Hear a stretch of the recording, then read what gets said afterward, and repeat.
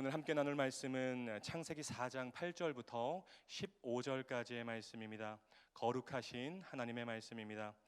가인이 그의 아우 아벨에게 말하고 그들이 들에 있을 때에 가인이 그의 아우 아벨을 쳐 죽이니라. 여호와께서 가인에게 이르시되 내 아우 아벨이 어디 있느냐? 그가 이르되 내가 알지 못하나이다. 내가 내 아우를 지키는 자니이까. 이르시되 내가 무엇을 하였느냐? 내 아우의 핏소리가 땅에서부터 내게 호소하느니라.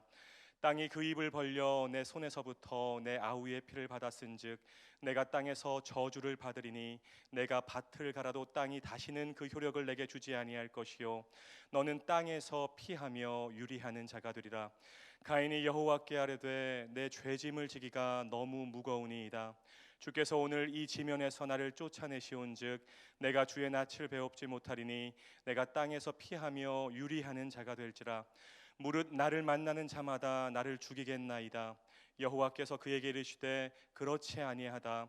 가인을 죽이는 자는 벌을 7배나 받으리라 하시고 가인에게 표를 주사 그를 만나는 모든 사람에게서 죽임을 면하게 하시니라. 가인이 여호와 앞을 떠나서 에덴 동쪽 놋 땅에 거주하더니. 아멘. 오늘 선포되는 말씀 가운데 하나님의 은혜가 여러분 모두에게 임하게 되기를 주님의 이름으로 축복합니다. 하나님께서 가인의 예배는 받지 않으시고 동생 아벨의 예배만을 받으셨습니다. 무엇을 드렸느냐가 중요한 것이 아니었죠. 드리는 사람이 하나님 앞에서 어떤 예배자인가, 그것이 핵심이었습니다. 믿음으로 드리는 예배가 중요한 것이죠. 우리가 어떤 마음가짐으로 하나님을 예배하는가에 따라서 우리의 예배가 하나님께 연락되는 예배가 될 수도 있고 하나님이 거부하는 예배가 될 수도 있다는 것입니다. 사랑하는 여러분, 내가 나를 보는 것이 아니라 하나님이 보시기에 여러분은 어떤 예배자일까요? 바라기는 여러분 모두가 진정한 워시퍼스, 진정한 예배자가 되어서 믿음으로 하나님을 예배하고 마음과 힘과 뜻을 다해서 하나님을 경배하시기를 주님의 이름으로 축복합니다. 하나님이 찾으시는 한 사람, 매주 예배 때마다 하나님의 마음을 기쁘게 하고 하나님의 마음을 시원케 하는 노력하는 예배자가 되겠다. 이런 거룩한 욕심이 여러분 모두에게 있었으면 좋겠습니다. 예배를 거부당한 가인이 분노하죠. 동생을 질투합니다. 그리고 그 분노와 질투는 결국 가인의 명함에 인류 최초의 살인자라는 타이틀을 새기게 하죠. 창세기 3장에서 인간이 죄를 범한 이후에 관계들이 계속해서 깨지고 있어요. 먼저 하나님과 인간의 관계가 깨지죠. 하나님이 금지령을 내린 나무의 열매를 먹은 후에 아담과 하와는 하나님의 소리를 듣고 숨어버립니다. 그들에게 하나님이 두려운 존재가 되어버린 것이죠. 사랑하는 여러분, 여러분에게 하나님이 어떤 존재입니까? 바라기는 하나님이 여러분에게 두려운 존재가 아니라 친밀한 아버지가 되시기를 주님의 이름으로 축복합니다. 그것을 방해하는 것이 바로 죄라는 것이죠. 이어서 부부 사이가 깨집니다. 내 뼈 중에 뼈요 살 중에 살이라고 감탄하면서 사랑을 고백했던 아담이 나중에는 하와를 자신의 방패막이로 삼는 모습을 보게 되죠. 그리고 오늘 본문에서 우리는 형제 사이가 완전히 깨지는 모습을 보게 되는 것입니다. 오늘날도 마찬가지입니다. 많은 사람들이 관계의 깨짐으로 고통받고 있어요. 그리고 많은 경우 갈등의 원인은 바로 시기와 질투입니다. 다른 사람을 시기하고 질투하는 마음이 수많은 갈등과 다툼과 분열을 일으키고 있다는 것이죠. 사람과 사람 사이에 무엇이 있는가? 이것이 너무나도 중요한 거예요. 가인과 아벨 사이에는 질투가 있었고 시기하는 마음이 있었어요. 그래서 결국 끔찍한 형제 살인으로 이어지게 된 것입니다. 사랑하는 여러분, 이 시간 꼭 기억하시기 바랍니다. 사람과 사람 사이에는 하나님이 있어야 돼요. 부부 사이에 하나님이 있어야 되고, 부모와 자녀 사이에 하나님이 있어야 되고, 형제 사이에 여호와 하나님이 있어야 된다는 것입니다. 성경을 보면 요나단이라는 사람이 나오죠. 요나단은 사울 왕의 큰아들이었고 왕권을 이어받을 사람이었습니다. 게다가 요나단은 용맹한 용사였어요. 혈통으로나 실력으로나 아주 탁월했던 사람이었습니다. 그런데 갑자기 이스라엘에 떠오르는 영웅이 등장하죠. 바로 다윗입니다.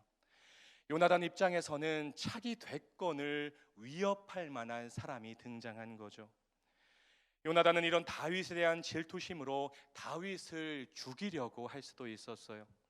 그런데 요나단은 다윗을 사랑했고 다윗의 변호자가 되어 주었고 아버지 사울로부터 다윗을 보호해 주었습니다. 어떻게 이것이 가능했을까요? 그 비밀이 사무엘상 20장 23절에 나옵니다. 너와 내가 말한 일에 대하여는 여호와께서 너와 나 사이에 영원토록 계실 것이다. 그렇습니다. 요나단과 다윗 사이에는 질투나 시기나 분노가 아니라 여호와 하나님이 계셨다는 것입니다. 사무엘상 20장 42절에도 동일한 고백이 나오죠. 평안히 가라. 우리 두 사람이 여호와의 이름으로 맹세하여 이르기를 여호와께서 너와 나 사이에 계시고 내 자손과 너의 자손 사이에 계실 것이다. 하나님이 너와 나 사이에 계시고 이것이 갈등과 다툼을 방지하고 해결하는 키 포인트가 되는 것입니다. 이 시간 새벽이지만 한번 따라했으면 좋겠습니다. 하나님이 너와 나 사이에 계시고, 한 번 더요. 하나님이 너와 나 사이에 계시고. 바라기는 말씀 삶 공동체 안에서 성도와 성도 사이에, 부부 사이에, 부모와 자녀 사이에, 형제자매 사이에 다른 것이 아닌 여호와 하나님이 계시기를 주님의 이름으로 축복합니다. 하나님이 가인에게 묻죠. 9절 말씀입니다. 여호와께서 가인에게 이르시되 내 아우 아벨이 어디 있느냐? 그가 이르되 내가 알지 못하나이다. 내가 내 아우를 지키는 자니까. 하나님께서는 비슷한 질문을 범죄한 아담과 하와에게 하신 적이 있어요. 아담아, 내가 어디 있느냐? 이 질문들에 어떤 의미가 있을까요? 하나님은 가인에게 그리고 아담에게 지금 어떤 정보를 얻기 위해서 질문을 한 것이 아니었습니다.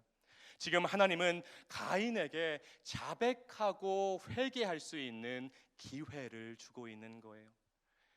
그러나 가인은 옛적 아버지 아담이 그랬듯이 변명하기에만 급급했습니다. 그리고 더 나아가서 거짓말까지 하고 있죠. 내가 알지 못하나이다. 사랑하는 여러분, 절대로 하나님 앞에서 버티지 마세요. 하나님이 기회를 주실 때 자백해야 됩니다. 하나님이 기회 주실 때 손들고 자복해야 됩니다. 하나님이 기회 주실 때 철저히 하나님 앞에 엎드려서 회개해야 된다는 것입니다. 하나님께서 여러분에게 분명히 회개할 기회를 주시는데 그때 하나님의 자녀로서 돌아갈 곳으로 돌아가야 된다는 거예요. 하나님이 기회를 주실 때 가던 길에서 180도 돌이켜서 하나님을 향해서 걸어가야 된다는 것입니다. 여러분, 다윗이 왜 이스라엘 역사에서 최고의 왕으로 기억될 수 있었을까요? 비결은 빠른 회개였습니다. 다윗은 넘어졌다가 돌아오는 속도가 엄청나게 빠른 사람이었어요. 가인이 회개할 기미를 보이지 않자 하나님께서는 죄인을 신문하는 검사로 변하십니다. 내가 무엇을 하였느냐? 내 아우의 핏소리가 땅에서부터 내게 호소하고 있다. 가인이 고백하지 않은 죄를 땅이 고백하고 있습니다. 그래서 히브리서 기자는 훗날 이 사건을 돌아보면서 아벨은 죽었지만 말하였다. 그렇게 회고했던 것입니다. 가인은 동생을 살인한 죄로 인해서 저주를 받게 되죠. 12절 말씀입니다. 땅이 생산력을 잃게 될 것이다. 네가 한 곳에 정착하지 못하고 세상을 떠돌며 살 것이다. 평생 농부였던 가인이 이제는 농사를 지을 수 없고 한 곳에 정착해 살던 그가 떠도는 도피자가 된 것입니다. 그럼에도 하나님은 마지막에 가인을 죽이는 자는 벌을 7배나 받을 것이라고 선언하고 그에게 약속의 증표를 주십니다. 사랑하는 여러분, 오늘 본문에서 우리가 주목해야 되는 한 단어가 있습니다. 바로 10절에 나오는 호소하다라는 단어입니다. 이 단어는 출애굽기에서 하나님이 애굽에 있는 이스라엘 백성들의 부르짖는 소리를 들었다고 했을 때 부르짖다와 똑같은 단어입니다. 히브리어로 사크라고 해요. 이 사크는 너무나도 아프고 고통스러워서 하나님께 그리고 주변 사람들에게 외치는 소리입니다. 그 부르짖는 소리, 아프다고 아야하는 소리를 우리 하나님이 들으신다는 것입니다. 그리고 하나님은 하나님의 자녀들에게 그 소리를 들어야 된다고 요구하십니다. 여러분 인생을 살다 보면 우리가 너무나도 마음이 아프고 고통스러울 때가 있죠. 그때 하나님께 하나님 제가 아파요, 하나님 아야 하고 외칠 때 하나님이 여러분의 그 부르짖음을 들으신다는 것입니다. 그리고 중요한 것은 저와 여러분에게 그 부르짖는 소리를 들어야 된다고 요구하신다는 것이죠. 내 주변에 있는 아파하는 사람들, 고통과 압제를 당하는 사람들, 고아와 과부와 나그네, 내가 보살펴줘야 될 아벨 같은 사람들의 사크 부르짖음을 듣고 저와 여러분이 반응해야 된다는 것입니다. 하나님이 저와 여러분에게 반드시 물으실 거예요. 아무개야, 안목사야, 네가 보살피고 도와줘야 되는 아벨이 어디 있느냐? 이 하나님의 질문에 내가 알지 못하나이다, 내가 아벨을 지키는 자니까, 이렇게 대답하는 것이 아니라 하나님, 우리 교회에 내가 속한 교구와 구역에 울부짖는 아벨을 위해서 제가 지금 기도하고 있고 함께 아파하고 있고 힘을 다해서 돕고 있습니다. 이렇게 대답하는 여러분 모두가 되시기를 주님의 이름으로 축복합니다. 바라기는 우리 말씀 3 공동체가 하나님을 사이에 두는 공동체, 빠른 회개로 하나님께 돌아가는 공동체, 고통 속에 있는 아벨의 부르짖음을 들을 수 있는 복된 공동체가 되기를 주님의 이름으로 축원합니다. 기도하겠습니다. 살아계셔서 우리의 삶에 개입하시고 놀라운 이야기를 만들어 가시는 하나님, 오늘도 하루를 살아갈 영의 양식을 먹여주시니 감사합니다. 선포된 말씀 마음에 잘 새기고 삶으로 실천하는 능력의 말씀이 되게 하옵소서. 우리 말씀 3 공동체 모든 성도님들 사이에 질투와 시기와 분노가 있는 것이 아니라 여호와 하나님이 계시기를 소원합니다. 서로를 위해 기도하고 서로를 사랑하며 서로의 사크 부르짖음과 울부짖음을 듣는 공동체가 되게 하옵소서. 하나님 앞에서 빠른 회개로 하나님의 회복과 은혜를 경험하는 복된 공동체가 되게 하옵소서. 예수님의 이름으로 간절히 기도드립니다. 아멘. 계속해서 다음과 같은 기도 제목으로 함께 기도드리겠습니다. 지금 들은 말씀이 내 삶으로 이어지게 하옵소서. 하나님의 말씀이 우리 삶으로라는 표어대로 말씀을 삶으로 살아내는 말씀 3 공동체가 되게 하옵소서. 코로나19 엔데믹 상황을 맞이하여 주일 예배와 수요 예배에 적극적으로 모이게 하옵소서. 담임 목사님의 미주 총회 일정 가운데 함께 하옵소서. 러시아 우크라이나 전쟁이 속히 종식되게 하옵소서. 공동 기도문의 기도 제목과 여러분 각자의 기도 제목으로 기도하신 후에 삶의 자리로 나아가겠습니다. 함께 기도하겠습니다. 사랑의 하나님 감사합니다.